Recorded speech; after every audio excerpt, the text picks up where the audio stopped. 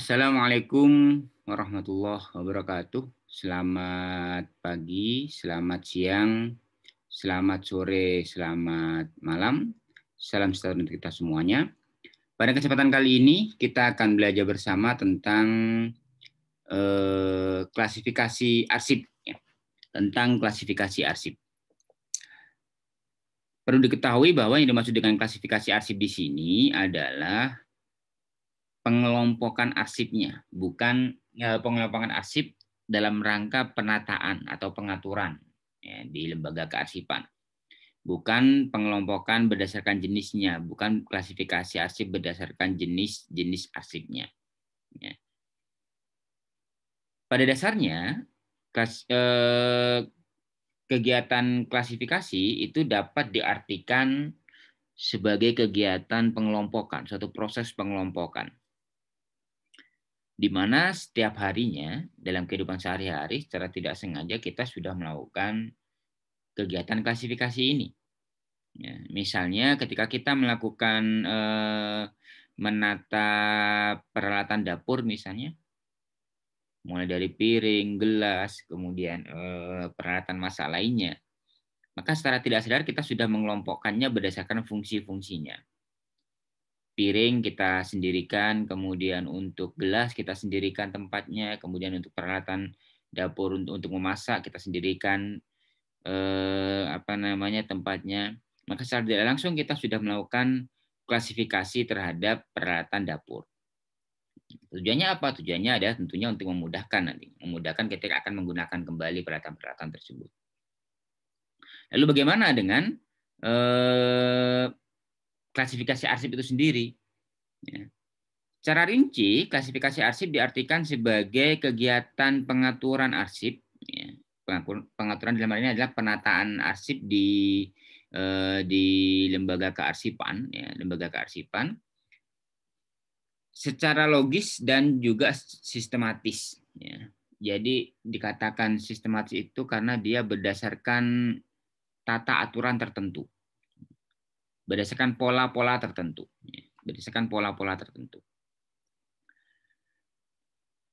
Kemudian polanya bisa menggunakan model nomor, ya, bisa menggunakan model nomor, bisa menggunakan model huruf, bisa juga kombinasi antara nomor dan juga huruf. Ya.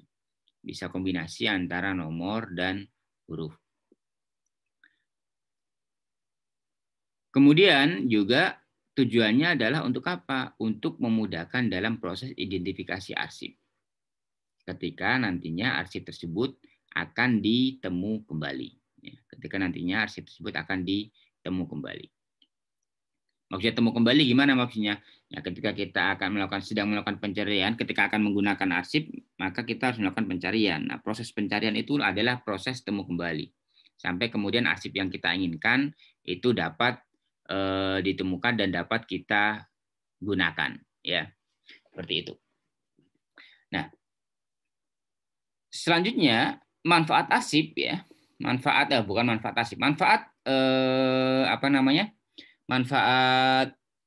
klasifikasi, ya. Manfaat klasifikasi arsip, ya. Yang pertama adalah untuk mengelompokkan arsip. Jelas karena kegiatan klasifikasi itu sendiri merupakan kegiatan pengelompokan, ya. Merupakan kegiatan pengelompokan arsip, ya. Sehingga salah satu manfaat manfaat dari klasifikasi adalah untuk mengelompokkan arsip berdasarkan, ya, sistem pengelompokan tertentu tadi. Kemudian yang kedua adalah untuk mengatur penyimpanan, ya, untuk mengatur penyimpanan arsip, ya, sehingga dia bisa disimpan sesuai dengan sistem pengelompokannya, tidak amburadul penyimpanannya. Dan yang ketiga tentunya, sebagaimana sudah disampaikan di awal tadi, tujuannya adalah untuk manfaatnya adalah untuk mempermudah proses penyimpanan dan juga untuk mempermudah proses temu kembalinya. Mempermudah penyimpanan dan juga mempermudah proses temu kembalinya.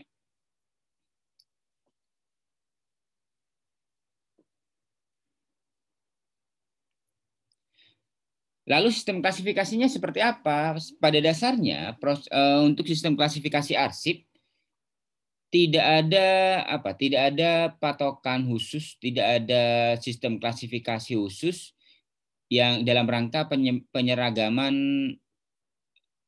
model klasifikasi di seluruh lembaga kearsipan. Masing-masing lembaga kearsipan, masing-masing lembaga penyimpan arsip ini memiliki pola, memiliki sistem klasifikasi sesuai dengan apa yang berlaku di tempat mereka masing-masing. Hal ini berbeda misalnya dengan klasifikasi di perpustakaan misalnya. Untuk klasifikasi di perpustakaan, setiap buku yang ada di perpustakaan itu diklasifikasikan berdasarkan tata aturan yang sudah berlaku secara umum. Misalnya ada yang menggunakan DDC, ada yang menggunakan UDC, ya, dan lain sebagainya. Tapi berbeda dengan sistem klasifikasi arsip, akan sangat bergantung pada lembaga masing-masing. Namun pada dasarnya untuk sistem klasifikasi arsip bisa dikategorikan berdasarkan yang sudah ditampilkan di layar. Yang pertama yaitu sistem klasifikasi berdasarkan abjad. Biasanya sistem klasifikasi berdasarkan abjad ini ya, digunakan untuk arsip-arsip yang dikelompokkan berdasarkan asalnya misalnya. Berdasarkan pembuat arsipnya misalnya. Misalnya untuk arsip yang berasal dari PT Tembakau Nusantara misalnya, maka dikelompokkan pada abjad TN. Untuk arsip yang berasal dari UINHAS misalnya dikelompokkan pada abjad UINHAS misalnya dan lain sebagainya. Ya. Kemudian yang kedua pengelompokan arsip juga bisa berdasarkan subjeknya. Berdasarkan subjeknya. Pengelompokan arsip berdasarkan subjek ini berarti arsip tersebut dikelompokkan atau ditata berdasarkan isinya tentang apa. Isinya tentang apa. Misalnya arsip arsip SKDPA, ya, SKDPA maka dikelompokkan khusus pada arsip tentang SKDPA. Misalnya. Arsip tentang SK pembimbing skripsi maka khusus dikelompokkan pada arsip SK pembimbing skripsi dan seterusnya. Untuk selanjutnya yaitu bisa berdasarkan wilayah. Arsip sistem klasifikasi berdasarkan wilayah ini biasanya digunakan untuk lembaga kearsipan, untuk lembaga penyimpanan arsip yang memiliki beberapa cabang. Misalnya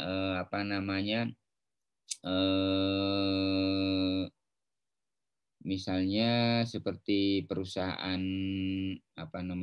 rokok misalnya, salah satu perusahaan rokok dia biasanya tidak hanya perusahaan rokok, misalnya salah satu toko franchise misalnya. Toko franchise biasanya kan mereka memiliki beberapa cabang ya, Maka pengelompokan arsipnya akan dibagi berdasarkan wilayah tempat di mana cabang tersebut berada. Misalnya untuk Jawa Timur, ya, wilayah Jawa Timur ada arsip yang dari wilayah Jember, ada arsip yang dari wilayah Banyuwangi, arsip dari wilayah Lumajang dan seterusnya. Kemudian yang keempat bisa berdasarkan warna. Warna di sini hanya dijadikan sebagai simbol saja, simbol terhadap bisa terhadap isi arsipnya, bisa terhadap asal arsipnya. Kemudian yang kelima, pengelompokan arsip berdasarkan kronologinya. Biasanya untuk sistem klasifikasi berdasarkan kronologi ini penggunaannya adalah berdasarkan tanggal dibuat arsipnya. Misalnya untuk arsip yang dibuat pada tanggal 18 Mei 2021, maka nomor klasifikasinya, maka kode klasifikasinya adalah 18-05-2021, atau bisa juga 18-05-2021. Begitu juga misalnya nanti ada arsip lain yang dibuat pada tanggal 10 Mei 2021, maka nomor klasifikasinya adalah, pola klasifikasinya adalah 10-05-2021, seperti itu misalnya. Nah, kemudian yang keenam adalah sistem klasifikasi berdasarkan numerik. Nah, sistem klasifikasi berdasarkan numerik ini pada dasarnya merupakan penggunaan sistem klasifikasi yang menggunakan kode-kode angka, Misalnya untuk arsip tentang pendidikan, maka nomor klasifikasinya ditentukan 300 misalnya. Kemudian untuk arsip tentang hukum, maka diletakkan di angka 310 misalnya. Kemudian yang terakhir adalah bisa berdasarkan sistem klasifikasinya menggunakan sistem alfanumerik. Alfanumerik di sini berarti gabungan antara abjad, ya, gabungan antara abjad dengan nomor. Ya. Misalnya ada arsip tentang kurikulum. Arsip kurikulum ini tentang pendidikan, berarti abjadnya menggunakan P, kemudian kurikulum di angka 01 misalnya, berarti kodenya adalah P01. Nah, untuk masing-masing sistem klasifikasi ini, maka perlu ditetapkan karena tidak ada pedoman tertentu, tidak ada pedoman baku mengenai yang berlaku secara umum, ya, standar baku yang berlaku secara umum tentang sistem klasifikasi untuk seluruh lembaga kearsipan. Karenanya masing-masing sistem klasifikasi yang digunakan, apapun sistem klasifikasinya yang digunakan, itu perlu adanya penetapan dan perlu adanya pedoman indeks atau pedoman kode-kode yang digunakan. Ya. Misalnya ketika menggunakan numerik, maka ya perlu dibuatkan pedoman klasifikasi arsip menggunakan nomor tadi. Misalnya untuk 300 itu untuk arsip tentang apa, 100 untuk arsip tentang apa, dan seterusnya. Nah, untuk mempermudah hal tersebut, ya, untuk mempermudah pembuatan pedoman tersebut, Kepala Arsip Nasional Republik Indonesia pada tahun 2012 lalu sudah mengeluarkan Peraturan Kepala Arsip Nasional Indonesia, ya, Republik Indonesia, Perka Anri nomor 19 tahun 2012 tentang pedoman penyusunan klasifikasi arsip. Di mana pada pedoman penyusunan ini, klasifikasi arsip ini, pedoman penyusunannya itu didasarkan pada fungsinya, ya, didasarkan kepada fungsi arsipnya, di mana biasanya penelaah untuk analisis untuk mengorganisasikan atau untuk mengelompokkan arsipnya itu didasarkan pada isinya, didasarkan pada subjek arsipnya. Dalam penggunaannya, ya, dalam pelaksanaannya, sebagaimana disebutkan dalam pedoman penyusunan klasifikasi arsip ini, sistem klasifikasinya itu menggunakan pola alfanumerik. Ya. Salah satu contohnya misalnya, ya. Jadi dari pedoman ini, dari pedoman penyusunan klasifikasi arsip ini, selanjutnya masing-masing lembaga kearsipan di berbagai macam departemen, misalnya di PU, kemudian di Mendagri, Kementerian Dalam Negeri, dan lain sebagainya, mereka menyusun sendiri pedoman pedoman klasifikasi arsipnya, sehingga mungkin antara dinas PU dengan dinas Departemen Pekerjaan Umum dengan Departemen Keuangan itu akan berbeda pola klasifikasi arsipnya. Sebagai salah satu contoh ini ada saya kutip klasifikasi yang ada di Kementerian Pekerjaan Umum. Di sini terlihat ada kode BU, kode abjad yang digunakan untuk klasifikasi arsip tentang bangunan umum. Kemudian ada lagi di sini kode 01. Kode 01 ini untuk bangunan umum pada gedung-gedung negara.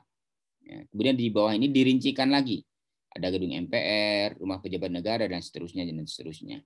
Nah, maka ketika misalnya ada ada misalnya, saya contohkan di sini, misalnya ada arsip tentang, kita ingin mencari arsip tentang sejarah pembangunan gedung DPR RI misalnya, atau gedung DPR atau MPR RI, maka kita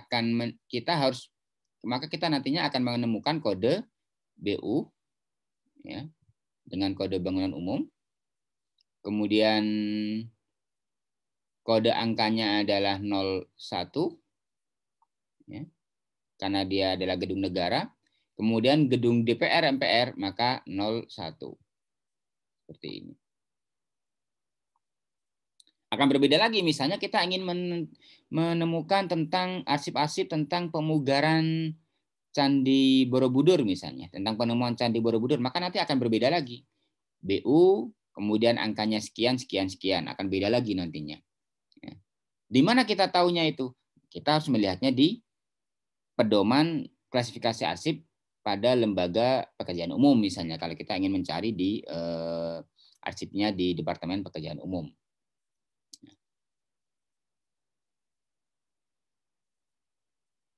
Nah, itu ya sekilas tentang pola klasifikasi arsip. Sebagaimana saya disampaikan di awal tadi, bahwa dalam proses klasifikasi arsipnya bisa jadi masing-masing lembaga kearsipan memiliki pedoman yang berbeda dengan lembaga kearsipan yang lain. Oleh karena itu penting untuk mempelajari ketika kita ingin meneliti atau mengkaji arsip suatu lembaga berkaitan dengan sejarah suatu lembaga, maka penting untuk terlebih dahulu kita mempelajari bagaimana pedoman klasifikasi arsip yang berlaku pada lembaga tersebut. Ya. Demikian